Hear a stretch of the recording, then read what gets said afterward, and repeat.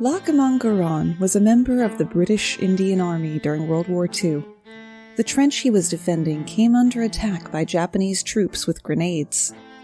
Garon caught and returned 2 of them, but a third took off his arm. Whereas the average person would be down for the count, Garon spent the next 4 hours killing Japanese soldiers one at a time with his rifle. When reinforcements finally arrived, 31 enemy soldiers lay dead, and Garon complained about how the stump of his arm was attracting flies and annoying him. The human body can be a frail and fragile thing. We can be taken out by a small clump of substances already in our system. Then there are some bodies that seem to be made out of pure testicular fortitude. My name's Moxie, and this is your Brain on Facts. You know you're in for an interesting biography when the subject has a knife named after him. Such is the case with Jim Bowie. Bowie was a 19th century American pioneer and frontier legend. The world-famous Bowie knife, made by his brother, was a 9-inch hunting knife that he carried with him at all times, just in case. With Bowie, these just-in-case situations tended to come up a lot. The Bowie knife gained widespread fame after the notorious sandbar fight of September 1827. Bowie attended to a duel on a sandbar outside of Natchez, Mississippi. When neither duelist managed to hit one another with their gunshots, 2 spectators, Messrs. Cooney and Crane, who were also at odds, decided that it would be as good a time as any to settle their scores. After all, it would be a shame to get all dressed up for a duel and not see anyone get killed. Crane fired a shot at Cooney, but accidentally hit Bowie in the hip, sending him to the ground. Bowie got to his feet, drew his knife, and charged at Crane. Panicked at the frontier hell beast coming for him, the shooter emptied his gun at Bowie, hitting him 3 more times. He then bashed the still charging Bowie on the head with the gun itself, which broke it. This finally took Bowie to his knees, momentarily. One of Crane's supporters, a man named Wright, shot at Bowie while he was on the ground, but missed. So he drew his sword cane and plunged it into Bowie's chest. And that's when Bowie got mad. As Wright was fumbling to pull his sword out of Bowie's sternum, Bowie grabbed hold of him and pulled Wright down onto his Bowie knife. Wright died instantly, but Bowie still had the problem of having a sword sticking out of his chest, which made him an easy target, and as such, he was shot and stabbed again by another member of Crane's group. Climbing to his feet, 2 brothers in attendance fired pistols at him, hitting him once in the arm. Bowie was able to draw the sword out of his chest and used it to cut off part of one of the brothers' arms while dodging a bullet from the other. The brothers fled, which was probably the only smart move they made that day. Bowie wasn't quite the T-1000 that he seemed that day, though, eventually dying in sickbed during the Battle of the Alamo. Charles de Gaulle was the leader of the French resistance in World War II, founder of the French Fifth Republic, and one of the most well-known presidents in the history of France, if not the best well-known. Oh, and there were 31 recorded attempts to assassinate him. Despite the ever-present threat of death, de Gaulle remained a man of the people, constantly appearing in public, even though that made him a ready target for more attempts. Not only did Gaulle survive these attempts, he barely seemed to notice that people were trying to kill him. During World War II, he went to England after the Nazis invaded France and governed from there. Upon his return, he escaped gunfire several times. The first time was on board a frigate called the Marseille when a soldier aimed a rifle at him, but was taken down by another soldier. The second was only a short time later during a celebration at the Notre Dame Cathedral in Paris to celebrate the end of the war. There was a rapid gunfire in the crowd, but de Gaulle was not only calm under pressure, he kept shaking hands with people in attendance. The most notorious of his assassination attempts was in 1962, when a group of people fired 140 bullets into the president's car as he was traveling to the Orly airport. The group shot out 3 of the tires and killed 2 bodyguards. but the car actually saved de Gaulle's life. De Gaulle and his wife ducked down, and the driver was able to accelerate out of a front-wheel skid thanks to the car's suspension system. The group was trying to kill him because they thought de Gaulle had betrayed France by accepting Algerian independence. They were captured and would be the last people to be killed in France by firing squad. This instance was the basis for the book and subsequent films, The Day of the Jackal. Undoubtedly, though, it wasn't just the car that saved his life. He also had a great driver that handled the car successfully. The driver saved his life during other assassination attempts as well. A year earlier, de Gaulle had been traveling to his country house with his wife when his Citroën came alongside a roadside bomb. De Gaulle's chauffeur, a man called Francis Moreau, barreled straight through the flames as everything exploded around them. De Gaulle's order to his chauffeur as all this was happening? Faster. Though I assume he said it in French. It wasn't only native dissidents that were out to get de Gaulle. The CIA was said to have been heavily involved in trying to overthrow de Gaulle for a number of reasons, ranging from their involvement in Algerian independence, the presence of oil in Algeria, and because de Gaulle was against the Vietnam War. They decided to go old school. Like really old school. They tried to use a poison ring. The CIA was approached by French dissidents who wanted their help in applying poison to a ring that an old soldier would wear to a military event. After shaking his hand, de Gaulle would fall down dead and the killer would simply walk away. De Gaulle avoided this fairly goofy assassination plan by a mile because the military event was cancelled.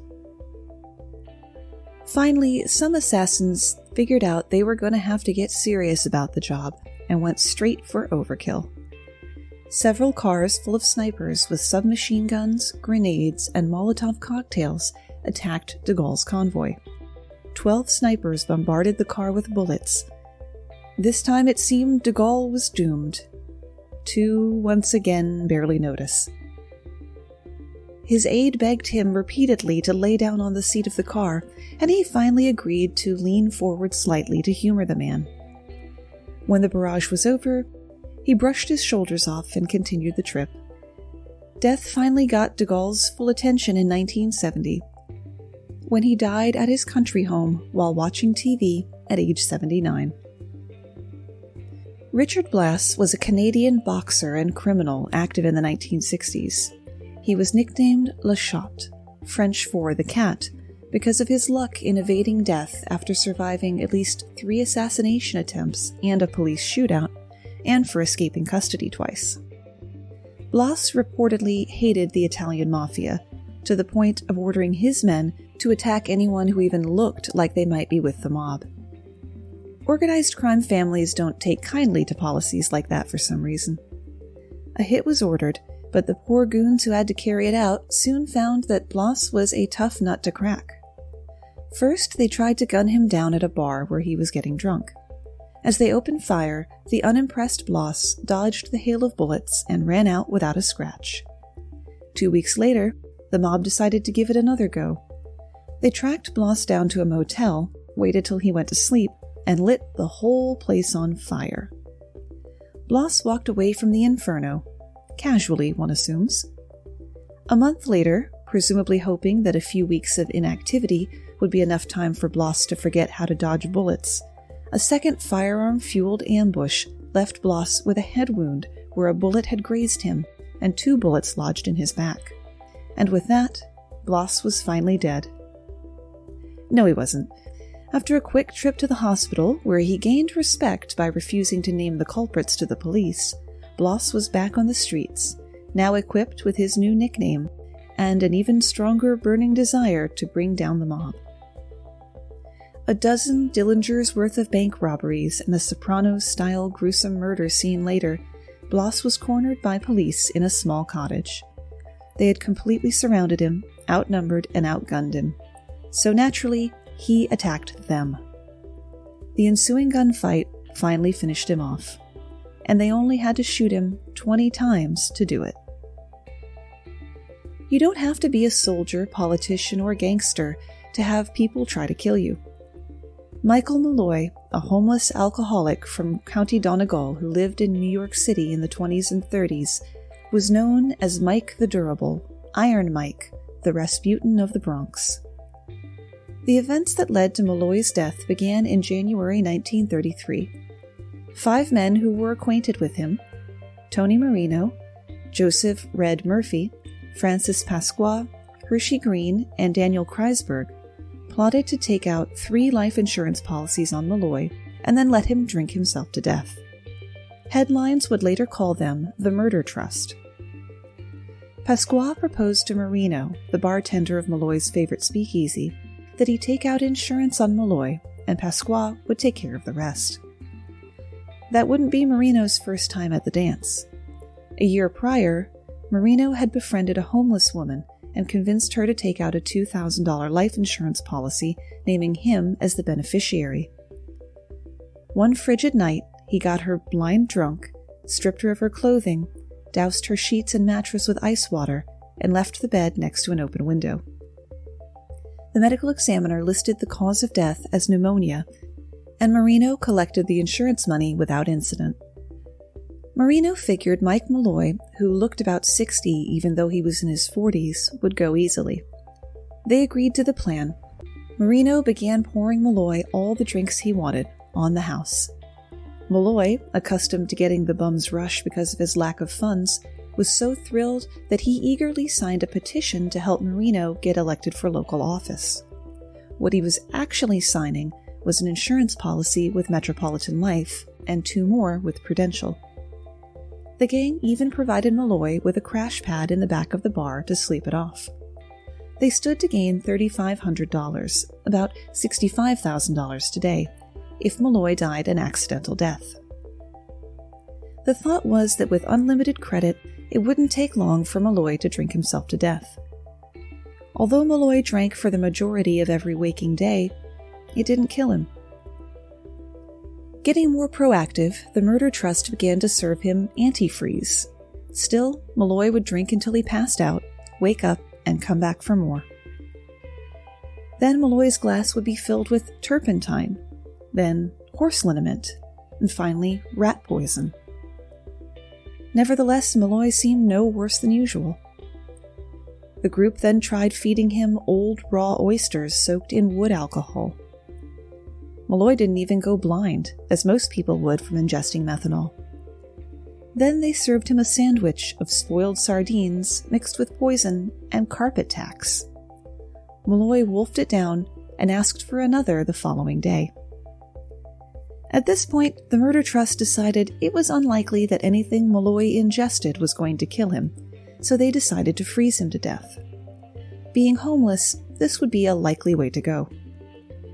On a night when the temperature reached negative 14 degrees Fahrenheit, negative 26 Celsius, Malloy drank until he passed out, was carried to a park, dumped in a snowbank, and had 5 gallons of water poured onto him. But like the eponymous feline in the song The Cat Came Back, Malloy was back at the bar the following day for his free drinks.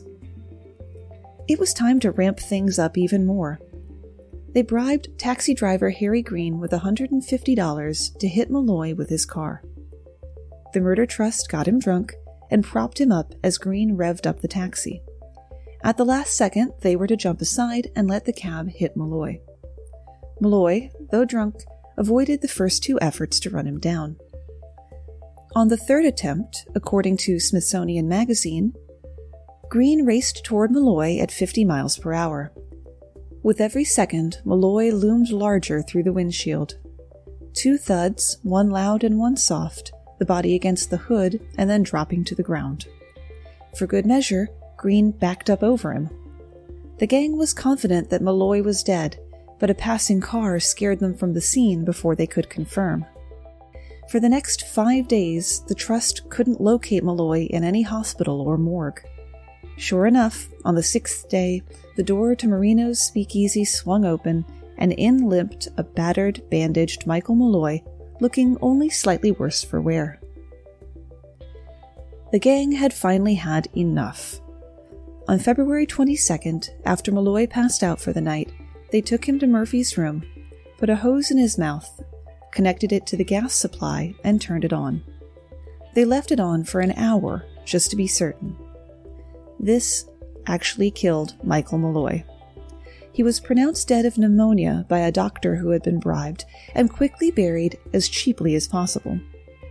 Eventually, police heard rumors of Rasputin Mike in speakeasies all over town, and upon learning that Michael Malloy had died recently, had the body exhumed and forensically examined. The 5 men were put on trial. Green went to prison, and the other 4 members of the murder trust were executed in the electric chair at Sing Sing. It only took 1 try each. The man Michael Malloy got his nickname from is probably the best-known case of hard to kill. Grigory Rasputin, the Mad Monk, became a close advisor to the Romanov royal family of Russia after helping to improve the health of their hemophiliac son Alexei. It's likely that all he did was stop doctors from giving Alexei the latest wonder drug, aspirin, a blood thinner that is the last thing a hemophiliac needs. Tsarina Alexandra listened to Rasputin in everything and encouraged her husband to do the same. Before long, their extended family grew tired of Rasputin's meddling and powerful influence, and some of them decided to put an end to it.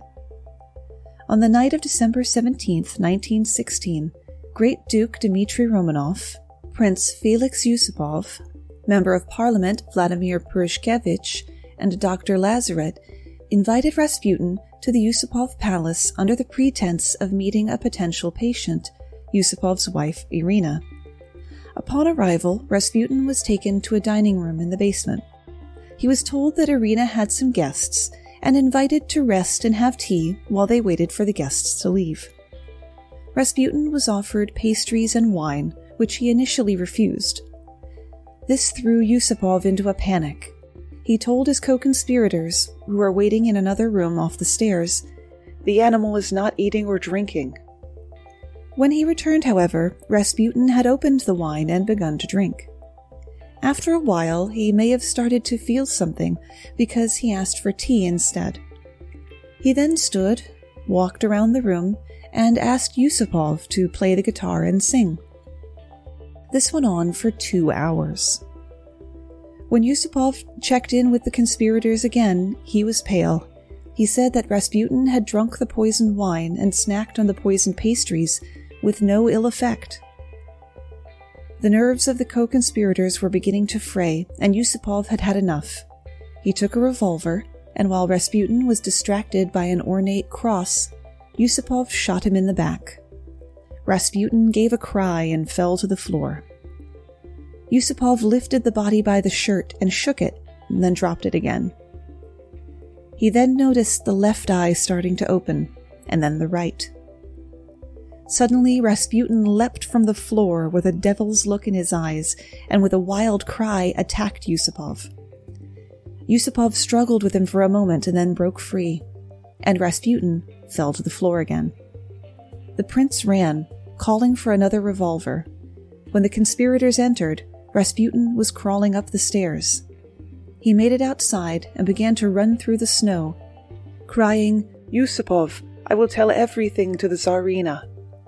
In a panic, Purishkevich fired 3 shots with a revolver and struck Rasputin once in the back, then again in the head. Again, Rasputin fell. Yusupov began to beat Rasputin with a rubber club. Purishkevich pulled him off the body. They then took the body back into the house, only to discover that Rasputin was still alive. He wheezed with every breath, but was able to look at them through one eye. Rasputin was wrapped in a cloth and taken by car to the Neva River and dumped in. That, at least, is the version that Yusupov gave in a book that he wrote from his exile in Paris in the 1920s. Some historians throw doubt on a few points of the version. The reason the wine didn't poison him is that it was too weak. The poison in the pastry wouldn't affect Rasputin because he never ate meat or sweets. And it was not Purishkevich who shot Rasputin, but Great Duke Dmitry. They claim that Purishkevich and Yusupov were covering for the Great Duke. It's said that when the body was retrieved from the river 2 days later, it appeared as if Rasputin had tried to claw his way out of the ice. He had died from drowning after being unsuccessfully poisoned, shot, and beaten. He was buried in secret to avoid his body being desecrated. Bonus fact: some versions of Rasputin's murder include him being castrated, and there are even museums and private collectors who claim that they have the detached member. All of these have been proved to be fakes. Usually, it's the appendage of some type of animal, and in one case, an entire sea cucumber. If you've been listening to the show for the past few weeks, which of course I hope you have, or following our social media, you would have heard about our Patreon special offer. I am elated to say that that special offer of a custom-made keychain and 2 bonus monthly mini episodes increased our membership by 80%, and it is my distinct pleasure to welcome our newest Patreon patrons, Sean, Dan, Amber, and Troy. They join our loyal cadre of Nathan, Seth, Michael, Council of Geeks, and Adam Baum in helping me to cover the out-of-pocket expenses that go along with making a podcast, and for which I will always be grateful. And there are non-financial ways that you can help support the podcast. The best one is by sharing it with your friends and family. You can usually do that right from your podcast listening app. Try swiping up on the screen and see if your program doesn't offer you share options. Or you can retweet and share things from Facebook and Instagram.com/yourbrainonfacts and Twitter.com/brainonfactspod. The third great way to support your favorite podcast, whether it's mine or someone else's, is to leave reviews. And I would like to share a really great one that we got recently, entitled, "Oh, She's Got Segways." I wish I could adequately explain how much I love this podcast. I found it very recently and just finished today, and it has been an absolute pleasure binging on a year's worth of these shows. The topics range from goats to unfortunate kings and beyond, and no matter how interested or disinterested I think I am in a topic, Moxie delivers it in such a perfect fashion as to keep any and every episode worth a listen. Thank you, kind stranger. That's exactly what I'm going for here. Not every unkillable person is the target of malice. Frail Selic, born in Croatia in 1929, has a reputation as the world's luckiest man, or unluckiest depending on how you look at it. Selic led a relatively unremarkable life as a music teacher until a train journey in 1962 set off an unbelievable chain of events. While riding a train from Sarajevo to Dobrovnik, a freak accident saw his train catapulted into a river. 17 passengers were killed, but Selic was able to swim to shore with only a broken arm and hypothermia. The following year, Selic was on a plane out of Zagreb when a door became detached and the plane crashed. This time, 19 people lost their lives, while the superhuman Selic was reportedly found in a haystack near the crash site. He awoke in hospital, apparently rattled, but in good condition. Next on the list of modes of transport that clearly think Franz Selic did them a great personal wrong, we have the bus. In 1966, the unfortunate man was in another fatal accident when the bus he was riding plunged into a river. Apparently, rivers also have it out for him. There were 4 casualties this time, but again, he got out unscathed. A couple of comparatively uneventful years passed until 1970, when Selic reported that his car's fuel tank exploded on the motorway. He barely managed to escape with his seemingly charmed life. 3 years after that, another freak car accident when a malfunctioning fuel pump sprayed petrol over his car's engine, which caught fire and spread to the rest of the car. Fast forward a few decades to 1995, and Selic gets hit by a bus. A year later, a truck comes barreling toward his Skoda as he drove around a country road. This episode ends with Selic leaping free in time to watch his car explode. "There came a stage where I was lucky to have any friends at all," he once said. Many stopped seeing me as I was bad luck. That might have changed in the mid-2000s, though. As if making up for the horrible deal Lady Luck was trying to give him, Selleck won the Croatian lottery. His jackpot was worth about $100,000. With this, he bought a luxurious home, only to have a change of heart and sell it a few years later. He returned to a humble life with his fifth wife. All I need at my age is my Katerina. Money would not change anything. When she arrived, I knew then that I really did have a charmed, blessed life. Whatever happened along the way, Frain's story has a happy ending. He spent the last of his winnings on a hip operation he needed, surprising he didn't need more, and on a shrine to the Virgin Mary in thanks for his good fortune. I could probably do a whole episode on sole survivors of plane crashes, but there's one in particular that I want to share. Julianne Kopke had no idea what was in store for her when she boarded Lonza Flight 508 on Christmas Eve in 1971. The 17-year-old, who had gotten her high school diploma only the day before, was traveling with her mother across Peru to visit her father, who was working in the Amazonian rainforest. Both of her parents were German zoologists who had moved to Peru to study wildlife. The flight was meant to be an hour long, when suddenly the plane was caught in the midst of a massive thunderstorm. When a lightning bolt struck the motor, the plane broke into pieces. What really happened is something that you can only try to reconstruct in your mind, says Kopke. Still strapped to her seat, Kopke fell 10,000 feet into the middle of the Peruvian rainforest. She had a broken collarbone and a deep gash on her leg, but somehow was still alive. When she awoke the next morning, a concussion and shock only allowed for her to process basic facts. She had survived a plane crash. She couldn't see well out of one eye. She slipped back into unconsciousness, and it would take half a day for her to be able to get up. She set out to find her mother, but was unsuccessful. She was feeling understandably hopeless, but then remembered some survival advice her father had given her. If you see water, follow it. There will be civilization downstream. Sometimes she walked, sometimes she swam. On the fourth day of her trek, she came across 3 fellow passengers still strapped to their seats, all dead. One of the passengers had a bag of candy. This would serve as her only food for the rest of her days in the forest. Kopke sometimes heard and saw rescue planes and helicopters above, but couldn't get their attention.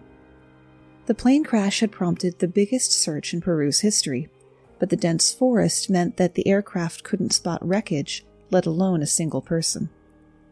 After some time, she didn't hear them anymore, and she knew that she was on her own.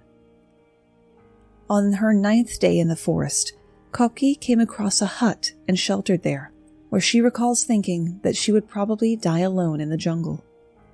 Then she heard voices. They belonged to 3 Peruvian men who sometimes used the hut. The first man I saw seemed like an angel, she said. The men didn't feel quite the same way. They were frightened by her appearance, and at first thought she might be a water spirit called a Yemenjabut. Still, they let her stay there for the night, and the following day took her by boat to a local hospital located in a nearby town. After she was treated for her injuries, Kopke was reunited with her father. She also helped authorities locate the plane, and over the course of a few days they were able to find and identify the bodies, including that of her mother. In total, Kopke was alone and wounded in the jungle for 11 days. She went on to become a scientist studying in Peru like her parents. And that's where we run out of ideas, at least for today. Let me leave you with one more person with above-average hit points. Gabriel Garcia Moreno served as president of Ecuador in the mid-19th century, codifying Catholicism as the official religion, requiring that anyone who ran or voted for office be Catholic. This was awesome for Catholics, kind of a drag for everyone else. So Moreno had to go. As he left a cathedral, Moreno was brutally attacked by a group of assassins. Armed with machetes, the men chopped at the president's neck and head, and severed his left arm and right hand.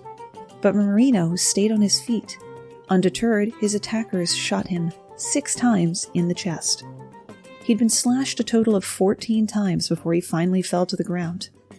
Even then, he was alive enough to write, "God does not die on the ground," in his own blood. Now that is totally metal. Thanks for spending part of your day with me, and thanks again for all of my Patreon supporters. I literally could not do this thing that I love to do so well without your help.